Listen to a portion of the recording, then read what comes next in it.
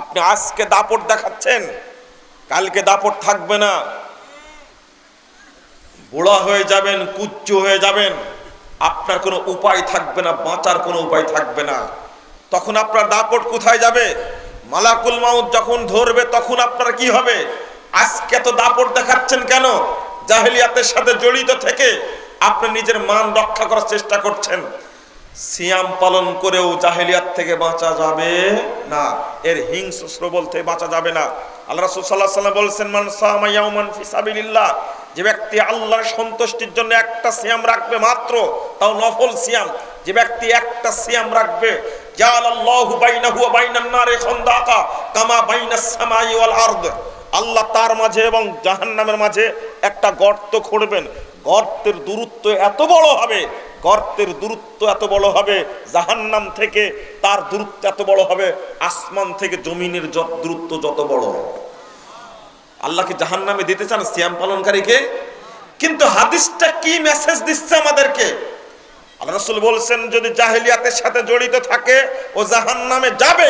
Wine সামা, যদি ওই ব্যক্তি সিয়াম পালন করে, ওয়াসাল্লা, যদিও সালাত আদায় করে, ওয়াজামানাহু মুসলিম, যদিও নিজেকে পাক্কা মুসলিম বলে দাবি করে, তবুও জাহান্নামে যাবে।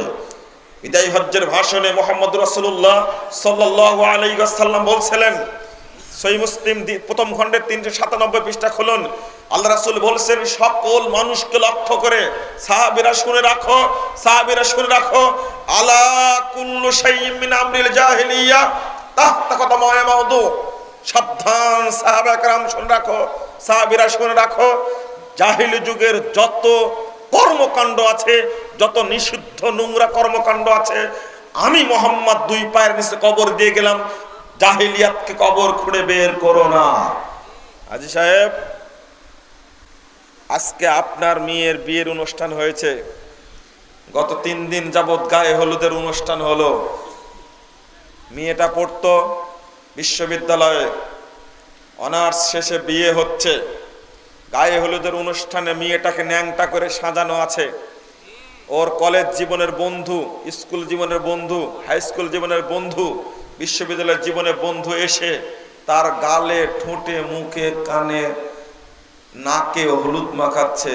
হাজী সাহেব না পাজি সাহেব? বলেন দেখি। আমি আপনাকে কটাক্ষ করে বলতে চাচ্ছি না, আপনার কাজ দেখে আমার ঘৃণা জমছে। এই ঢাকাতে বিয়ে খেতে গিয়ে ফিরে আসছি কয়েকটা বিয়ে, আপনাকে দেখলে চেহারা খুব ভালো মনে হয়, মুখে সুন্দর দাড়ি, আমাদের সাথে খুব ভালো ব্যবহার করেন, কথা বলেন, কিন্তু আপনাকে চিনতে পারলাম আপনার মেয়ের বিয়েতে গিয়ে। বিবাহের অনুষ্ঠানে মঞ্চ সাজানো আছে, মেয়েটাকে আপনার দেওয়া গহনা আর বরের দেওয়া গহনা সব এক জায়গায় করে ওকে ন্যাংটা করে যত স্বর্ণকে দেওয়া হয়েছে পরে ন্যাংটা হয়ে বসে আছে। আর তরুণরা যত মানুষ যাচ্ছে একসঙ্গে ছবি তুলছে। ও দাঁড়িয়ালা মুরব্বী, আপনি কি জাহেলিয়াত চিনেন? জাহেলিয়াত খুঁজতে খুঁজতে আপনি ইন্ডিয়ায় চলে গেছেন, জাহেলিয়াত খুঁজতে খুঁজতে আমেরিকায় গেছেন, আপনি নিজেই জাহেলিয়াতের মধ্যে হাবুডুবু খাচ্ছেন। আপনি কোথায় পেলেন এই সংস্কৃতি? শিক্ষা সফর চলছে শীতকালীন এই সময়ে। আমি বলি, স্পষ্ট করে বলি, মহিলাদেরকে, মা বোনদেরকে 3টা জায়গায় অংশগ্রহণ করতে দিবেন না। আজকে আরো কড়া করে বলে দিচ্ছি, খবরদার দায়ুস হয়ে মরার চেষ্টা করবেন না। আমি বলবো এত দাপট আপনার কেন, একটু পরেই বলবো, থামেন। আপনি কখনো 3টা জায়গায় যেতে দিবেন না। নাম্বার 1, বর্তমানে প্রচলিত এই মিশ্রিত বিবাহের উলঙ্গ অনুষ্ঠানে যেতে দিবেন না। 1 সপ্তাহ যাবত বাড়িতে হিন্দি গান বাজে, আর ওই বাড়িটা একটা পতিতালয়, বেশ্যালয় হয়ে যায়। নারী পুরুষ একসঙ্গে নাচানাচি করে বাড়িটাকে নষ্ট করে দেয়। সেখানে আপনার মতো ব্যক্তি, দিনী ভাই, এই বেশ্যালয়ে বিয়ে খেতে যায় কি করে? কে বলেছে আপনাকে বিয়ে খেতে যেতে? এখানে আপনি দেখেন না এটা কঠিন অবস্থা। শর্ত করলাম বিয়ে খাওয়ার জন্য, যাব আপনার বিয়েতে, তবে কমিউনিটি সেন্টারে মেয়েদের আলাদা থাকবে, পুরুষদের আলাদা থাকবে। কিন্তু আকীদা নষ্ট হয়ে গেছে, মুসলিম মানসিকতা পচে গেছে, মাথা নষ্ট হয়ে গেছে, মনুষ্যত্ববোধ নষ্ট হয়ে গেছে, পশুর চেয়েও খারাপ হয়ে গেছে মানুষ। কর্তৃপক্ষ বলছে ওয়াইফ নিয়ে খেতে আসে, একসঙ্গে বসে খেতে পছন্দ করে, এই জন্য আমরা পৃথক করতে পারি না। আপনার বিয়ে যেতেও পারি না, আপনার বেটির বিয়েতে যেতেও আমরা পারবো না। বিয়েতে যাওয়ার পরে দেখছি বাড়িতে খাবারের ব্যবস্থা। কেন? আপনি যে শর্ত দিয়েছেন সেই শর্ত আমি পূরণ করতে পারিনি। প্রথম ব্যাচে নারী পুরুষ একসঙ্গে বসে গেছে, যখন বলা হয়েছে আপনাদের আলাদা ব্যবস্থা আছে, তারাই বলে দিয়েছে আমরা একসঙ্গে মিলে যদি আনন্দ করে খাবো, জাহান্নাম তোমার জন্য অপেক্ষা করতে, তোমরা অপেক্ষায় থাকো। কত মানসিকতা পচে গেছে, হচ্ছে না এটা? আপনারও লজ্জা নাই, শরম নাই?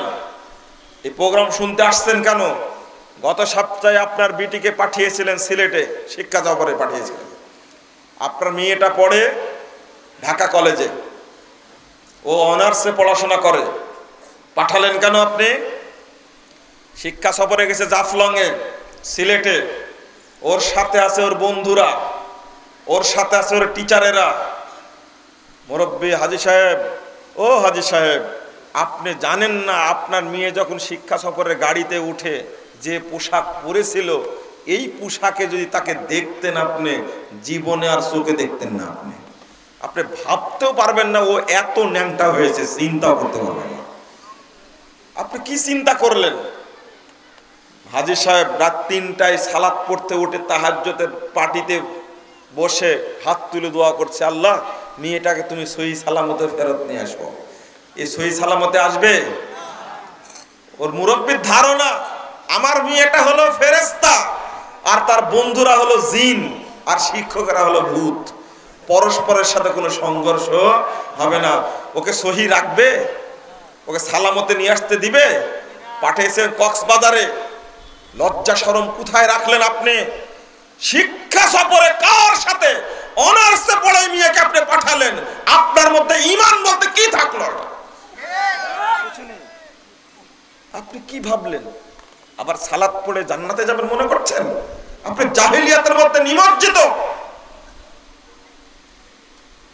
শিরকের বিরুদ্ধে বলাটাই অন্যায়।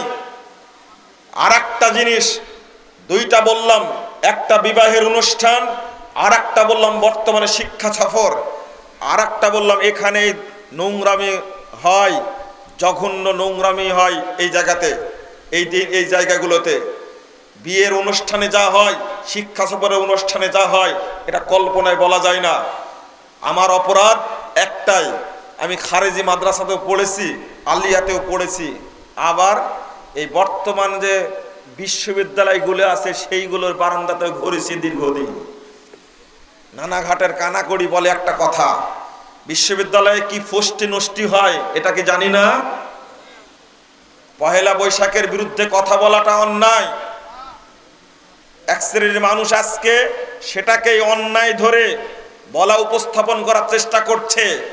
যারা পহেলা বৈশাখের নষ্টামিকে স্বীকৃতি দেয় তারা মানুষ নামের কুলাঙ্গার, এতে কোনো সন্দেহ না। তুমি কি বাংলাদেশটাকে বেহায়া জেনার রাজ্য পরিণত করতে চাচ্ছ? কখনোই সম্ভব হবে না ইনশাআল্লাহ। আরে ইংরেজরা ১৯০ বছর চেষ্টা করেছে, খ্রিস্টান বানাতে পারেনি। এদেশের মানুষের রক্তের দাপটি আলাদা, গর্জনই আলাদা। ব্রিটিশদেরকে শাস্তা করেছে, এই দেশের মানের ইজ্জতকে যারা নষ্ট করার চেষ্টা করেছে, এ দেশের উপরে যারা জুলুম করার চেষ্টা করেছে, ৭১-এ তারাও পরাজিত হয়েছে। আগামী দিনে যদি কোনো কুলাঙ্গার এই দেশটাকে বেশ্যালাই করার চেষ্টা করে, পহেলা বৈশাখের মতো সুন্দরী প্রতিযোগিতার মতো এই ন্যাংটা দিবসের আবিষ্কার করে, এই দেশের জনগণ মেনে নেবে না। এই দেশ থেকে ন্যাংটামিকে দূর করবে ইনশাআল্লাহ।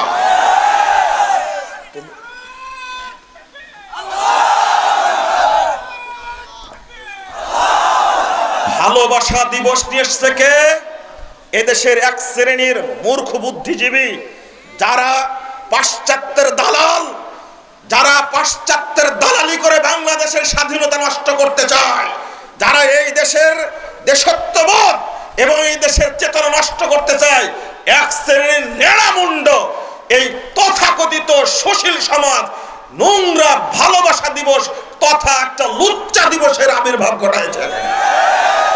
সেখানে কপতি যুবক যুবতী, ছেলে মেয়ে, নারী পুরুষ একাকার হয়ে দেশটাকে বেশ্যালয়ে পরিণত করে। আমি জাহিলিয়াতের বিরুদ্ধে বলবো না, মানে এদেশের নারী পুরুষ ইফটিজিং এর শিকার হচ্ছে কেন? এদেশের নারী পুরুষ জঘন্য নোংরামের মধ্যে যাচ্ছে কেন? এইগুলো ইসলাম সমর্থন করে না। তুমি যদি বলতে পারো অন্য কথা, আমি আল্লাহ প্রদত্ত মুসলিম হিসাবে আল্লাহ প্রদত্ত বিধানের কথা উন্মুক্ত কণ্ঠে বলার সাহস রাখে, আমি বলার অধিকার রাখি, বলবো ইনশাআল্লাহ, এতে কোনো সন্দেহ নাই।